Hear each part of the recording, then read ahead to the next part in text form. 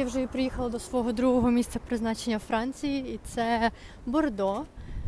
Зараз 1 година дня, заселення в мене з 3-ї, тому трошки походжу тут, погуляю. У мене, правда, інтернету дуже мало залишилось, тому я так намагаюсь запам'ятовувати дорогу. Давненько, звісно, такого не було, але деколи потрібно.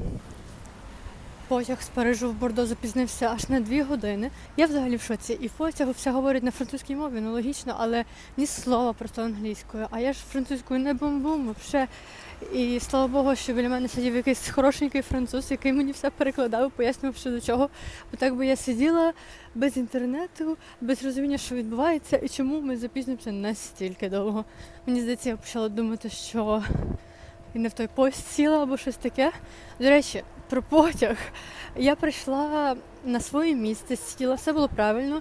І на моє ж місце в іншої жінки був білет. Тільки в неї в квитку був 17-й вагон, а в мене 7-й. І це був 7-й вагон. І там, напевно, якась проблема була саме з квитком, а потім ще люди приходили на ті ж місця, де вже сиділи інші люди. Так що не знаю, що це за проблема, але якось вони потім це вирішували. Ну, коротше, якийсь трабли, блін. Франції, щоб добратися звідкись кудись. То літак я пропущу, то потім якісь проблеми з місцями. Але нічого, в загальному все добре. В загальному все добре. Тут зараз проходжу мимо якогось парку, вже все листячко падає, жовтеньке, красиво, так тут прикольно, класно. Балкончики гарні. До речі, в мене сьогодні день народження, мені 24. Ви можете в це повірити, бо мені не дуже віриться. А ще вчора мені подарували квіточки прикольні на день народження, але, на жаль, не змогла їх взяти з собою, бо, по-перше, мені здається, в потягу вони б і так зав'яли, без води, без нічого. Та й куди би я потім з ними? В хостелі непонятно, будуть вази, не будуть. Коротше, порадувалась, квіточкам було дуже приємно, але довелося їх залишити.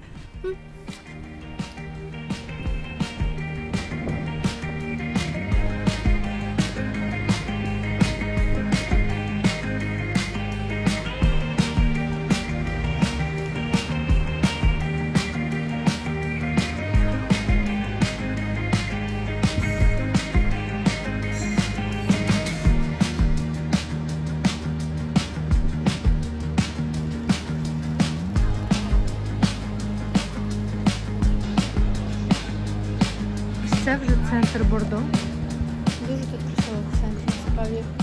На околицях так, сумнівно, але в самому центрі тут дуже красиво, дуже так по-французьки, як в фільмах.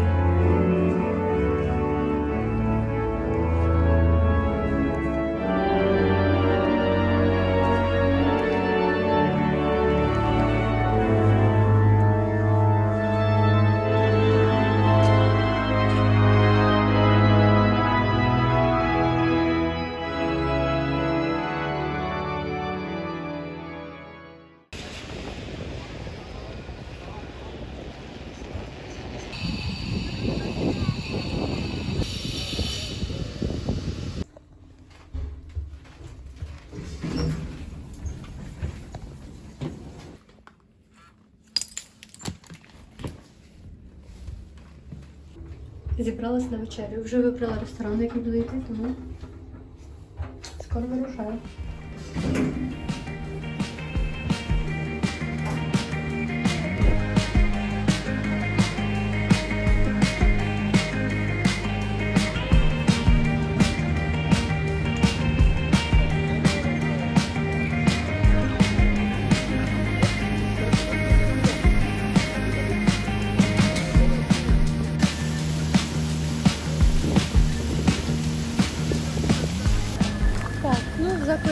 вибрала кухню, відкривається лише через годину, тому я вирішила, що це прекрасна можливість піти десь прогулятися, тим більше, що погода класна, сонячна, чого ні.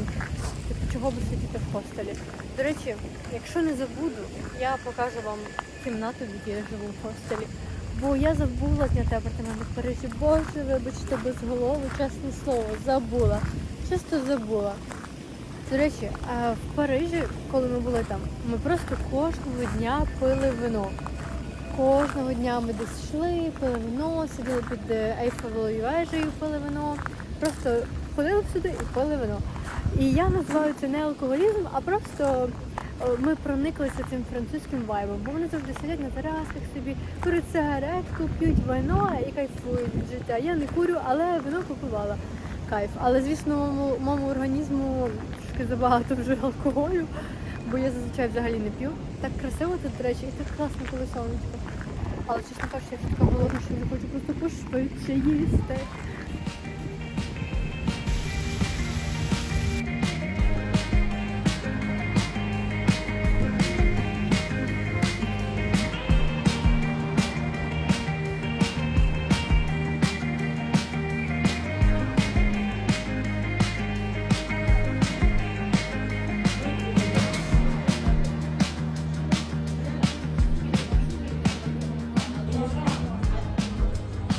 Коротше, в кінці кінців я вирішила зайти в інший заклад, ніж той, який я планувала. Я якось проходила мимо нього, мені він так сподобався, я вирішила зайти. Це якийсь італійський заклад, замовила там пасту з лососем. Дуже прикольно, дуже смачно було. І офіціант там такий був прикольний. Він з Італії, там зразу спитав, звідки я, ми щось трішки поговорили. А потім він дав мені таку милу записочку, де він написав, що в мене дуже гарна посмішка. Тож, це було дуже приємно. А зараз ще трішки погуляюся і напевно буду йти додому, бо я вже така замучена. Все, я вже в ліфті, зараз буду заходити в кімнату. Чесно, я так замучилась. Я ще відчуваю, що я трішки захворіла, тому просто вже хочу сходити в душ і піти спати, чесне слово. Ось таке от день народження. Чудово, насправді.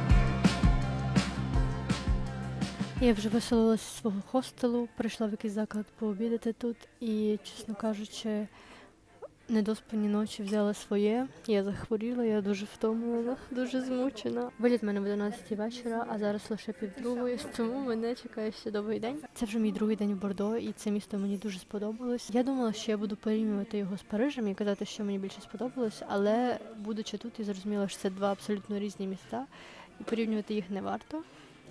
Бо кожне має свої особливості і кожне місто має те, заради чого варто туди поїхати. Париж – це дуже велике місто, там завжди щось відбувається, там стільки всього можна зробити. Просто любий двіж, воно таке, типу, дорого, багато, там стільки всього. Бордо – це більше спокійне місто, тут дуже багато місцевих вже. А в Парижі місцевих не настільки багато, там дуже багато людей, які приїхали з інших країн або туристів. От.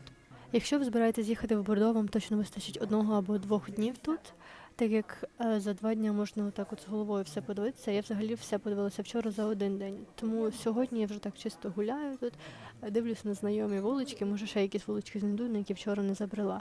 Але от саме в Бордо я б рекомендувала саме блукати містом, заходити в рандомні вулички, бо тут дуже багато красивих місць.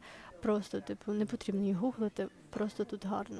Єдине, що в Бордо я змітила дуже багато безхатьків. Чомусь в Парижі я не змітила такої проблеми. І вони всі тут з тваринами, і вони досить таки гучні і агресивні в деяких моментах, що не дуже приємно, особливо коли ти подорожуєш наодинці. Бо в Парижі я була своїм молодим чоловіком, а в Бордо то я вже сама. Тут вже не так все просто. тут вже трошки стрьомно стає гуляти по ночам.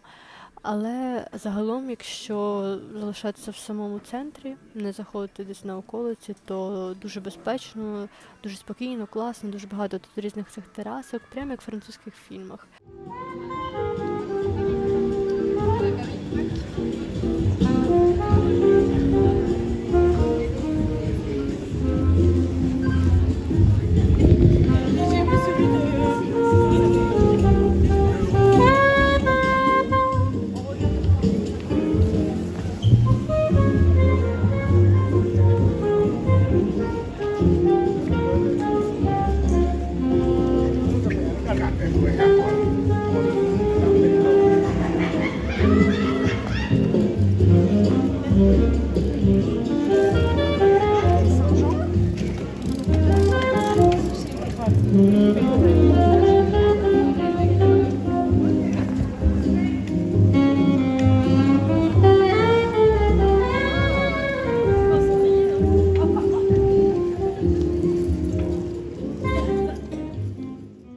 Так, приїхала я вже в аеропорт.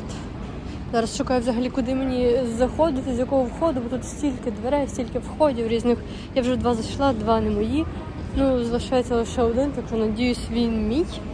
Ще чекати мені дуже-дуже довго, тому я особо не спішу, але все рівно, після того, як пропустила попередній літак, вже трошки в напряг, все, вже трошки там зжимається. Ну все, от моя подорож в Францію добігає до кінця, я вже в аеропорту в Бордо. Я, звісно, дуже завчасно приїхала, але вже краще так. І я так вже замучилась носити цей рюкзак з собою на спині. Я вже не можу тягнути цей груз з собою. Скажу, що своє загальне враження від Бордо. Мені дуже сподобалось це місто, воно дуже приємне, маленьке.